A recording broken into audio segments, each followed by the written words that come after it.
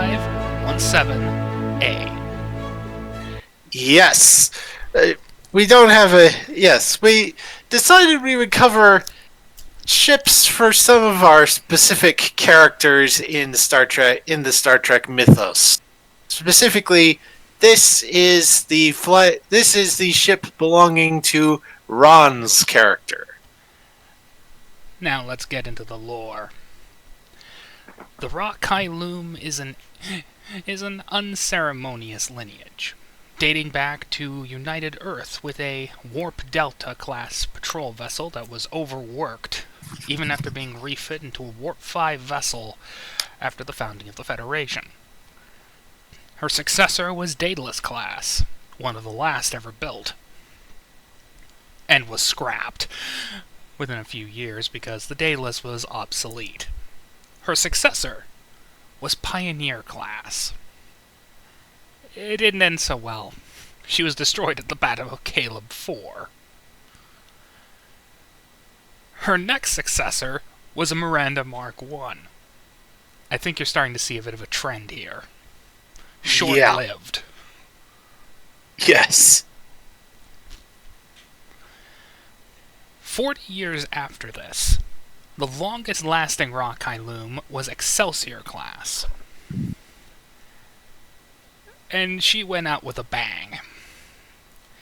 Because while there were 39 starships lost at Wolf 359, the Excelsior-class Cailum, used as a cadet training ship, equipped with duotronics but more or less modernized, went up against the Cube at Jupiter. She got blown to hell, but it slowed the Cube down just enough for the Enterprise to catch up before the Cube could reach Earth. Yes. Technically not a member of the Battle of Wolf 359, but... yeah. It would take another 30 years for a Cailum to join the fray. A Tranche 3 Sovereign, NCC 94517. Tranche 3s were buckets of bolts. So many corners were cut on those things. It didn't end well. Yeah. Of course. Her new commanding officer was rescued from Vega 9 after the Borg invasion, and rapidly turned that ship into a nightmare, responsible for ending the Undine incursion at P'Jem, sabotaging multiple weapons projects for Bavat, pretty much destroyed the Romulan Star Empire as an entity, and helped blunt the Dominion incursion at DS9, where she was lost. Of course, the ship was then taken to Athen Prime and parted out to restore the USS Enterprise E to museum quality. Because Geordi really wanted that ship. Yes. And so we come to the Cailum A. The first ship in the lineage to have an alphabetical prefix. The reason for this was simple. He basically destroyed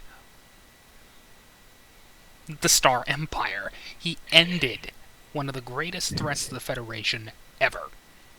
Period. Of course, the Tal Shiar still exist, but the Star Empire is gone. So Admiral Quinn gave the old Cailum crew a new ship, and was one of 2 Odyssey-class vessels that participated at the Battle of DS9, the other being a reactivated and somewhat stolen USS Enterprise NCC 1701F, because you don't scrap a super Dreadnought. Sure, Frontier Day didn't end well for the F, but they maintained the hull, and Sean stole it. Yeah. The F and G are still around. It's an unprecedented era, but Who cares? Yeah. 2 Enterprises? That's double the nightmare fuel. Yes. And the Cailum A is rare fuel. It's even worse because her captain is an ex-drone. An ex-drone with a lot of Borg tech. Who decided to, supply it to the ship. It's gotten so bad to the point she's been given the nickname the first Borg ship in Starfleet because she has an awful lot of the green stuff. Or to use a different terminology, the first liberated Borg starship, as opposed to liberated Borg drone. Because under all the Starfleet strapping, interior, she looks perfectly fine. She's normally Starfleet. But if you dig a little deeper, there's a lot of Borg stuff. Except for the comm system, because, well, they remember what happened at Frontier Day. Yeah.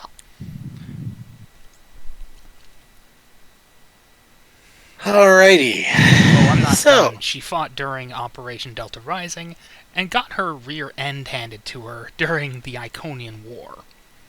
Much of her engineering hull was badly damaged, resulting in a need to replace it, or at least heavily modify it. Much of the structural damage was, well, basically it was a Yorktown with the nacelles of a Audi and the saucer of an Audi. Yeah. And during the Zenkethi War, well, she was given an even bigger upgrade. Lexington class. Oh, nice. So it includes the pod and the leads. Mostly because where the Cailum goes, there will be problems. And her crew will solve those problems through either building things or blowing them up. Yeah, either building things or making them die.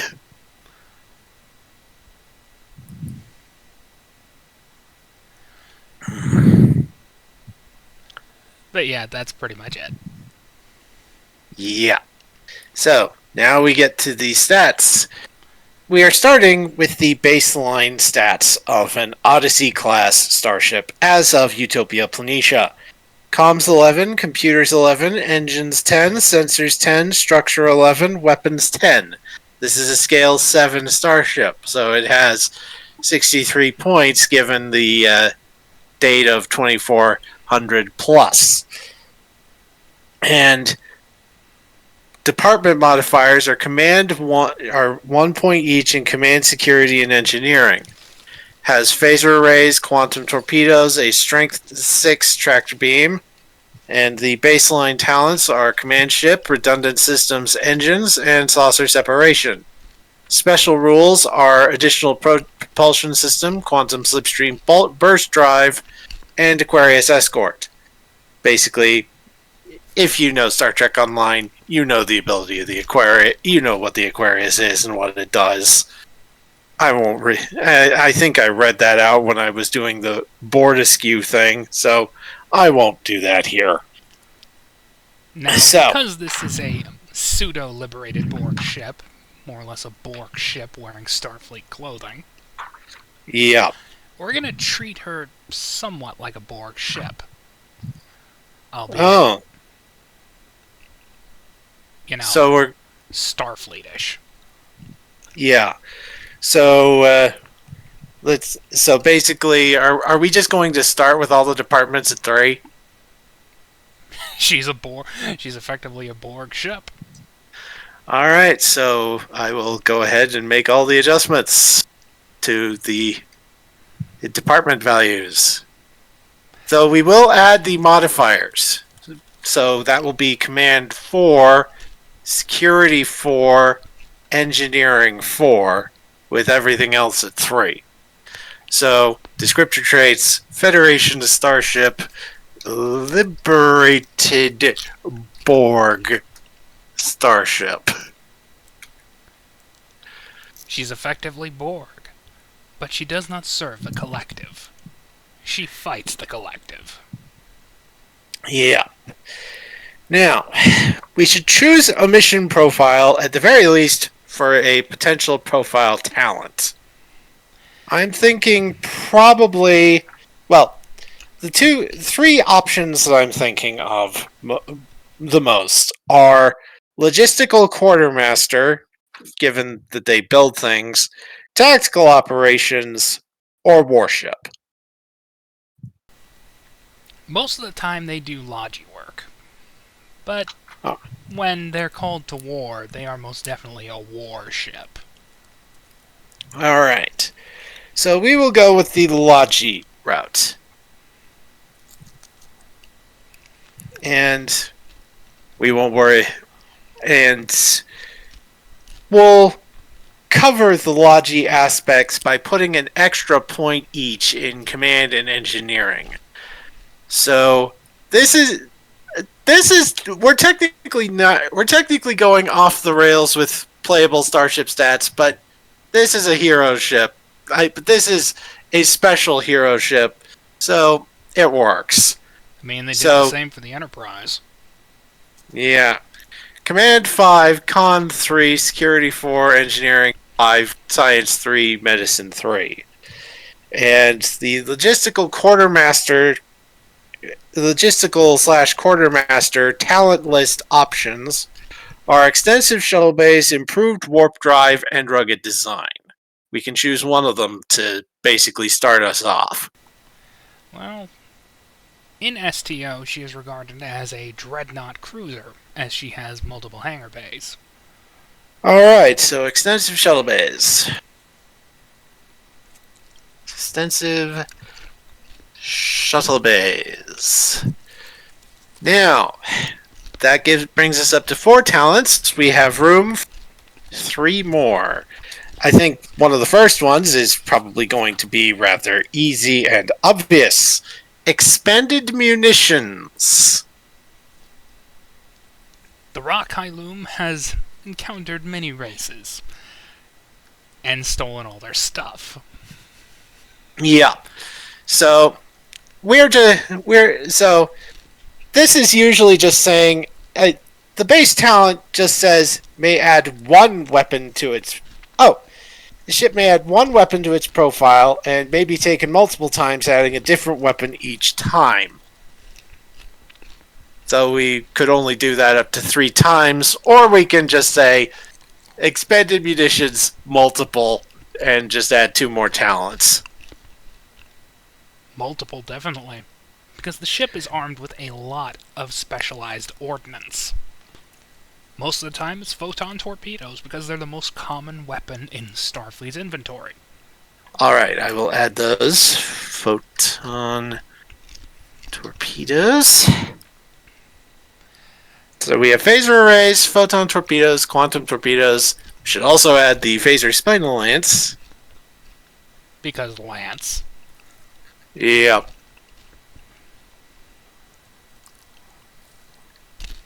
And let's see. So we have phaser arrays, phaser spinal lance, photon torpedoes, quantum torpedoes. She's got phaser cannons. Let's face it, this thing is armed to the teeth. Alright, cannons have been added.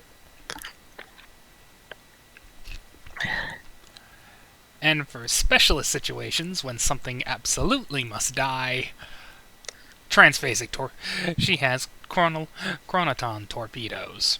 Because screw you, I'm going through your shields, and you're not going to tolerate it. Because you're dead.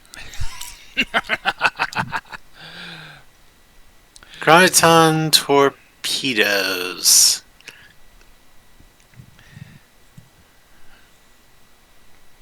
Because this is Starfleet's problem ender. Yeah. Not solver, ender. Yeah. Or as another one, as someone else said, as one character in another person's fic said, I was this person's personal problem shooter. You mean troubleshooter? Nope. If there is a problem, this ship ends it. Period. Yeah. Whether it's some rampaging warlord or a starbase that's behind schedule. Yeah. So let's see.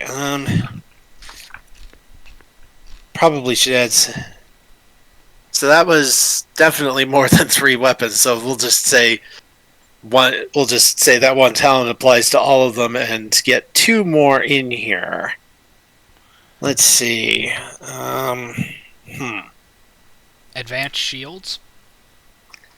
That makes sense. As she's a Borg vessel to a point. The limited adaptation. Let's see. Well, there is a thing which is adaptable energy weapons. Well, I was referring more to their shields and their weapon systems, where modulation's a thing. We can add that as like a special rule. Let's see.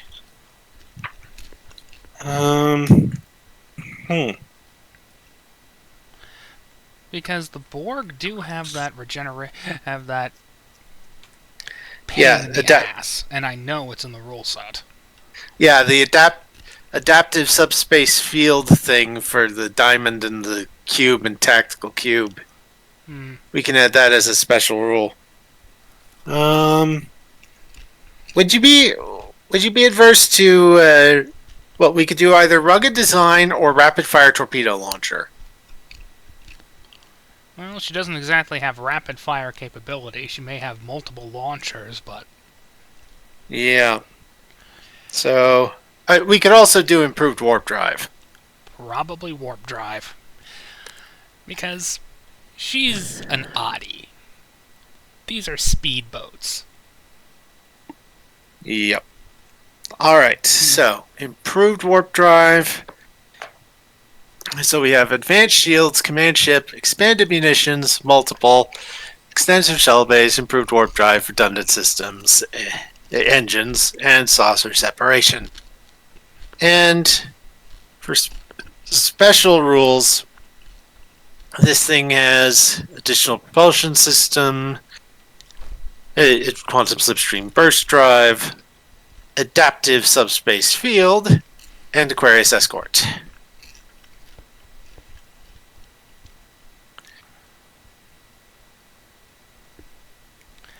I suppose we're done. Yeah, mostly. I mean, all that's left is descriptor traits, and we have Federation starship, liberated Borg starship. That pretty much applies. Although, dread of the enemies of the Federation. Dread. If you see the rock Cailum, you are going to die. Unless you're one of the Federation's allies, in which case you will be quite happy to see her. However, if you're one of the enemies of the Federation, you are going to need a change of clothing. Yeah. And, well, if you're one of the higher ups of the Federation, if you're an ally of the Federation but rather high up in the government, well, you may not need to change pants, but you're going to need headache medicine. Because this crew, well, they're a lot more respectful than the crew of, say, the Cerritos. But if you get in the way of them doing their job, they are not going to be your friends. Yeah. If anything, they're going to make your life suck. Yeah, so dread of the enemies of the Federation, headache for... Allied headaches. Yeah. Allied headaches. Alright. And that is one of the most powerful starships of her time. a bane Yeah. to all who dare oppose the Yeah. existence of the Federation. Yeah. I should add one more special rule. Liberated Borg starship, just like the trait. Liberated Borg starship. This will count for the for the advanced stats. The ship had the Cailum A has so much Borg technology that it is technically a liberated Borg starship. As such, the baseline values of an assimilated starship have been added to the capability to the baseline department values of an assimilated starship have been added to the space frame modifiers with an additional modifier for the profile. All right, that's it. I'll work on the mechanical stats for everything, resistance and such, later. The derived stats. I'll work on that once we're done with the vid. The Cailum. A friend to all who don't want to fight the Federation. And the bane of everyone who wants to fight the Federation. Yes, and potential headache to anyone who is higher in the chain of command simply because of her crew being, well, misfits. We have at least a couple more hero ships to do, but those will be for another time.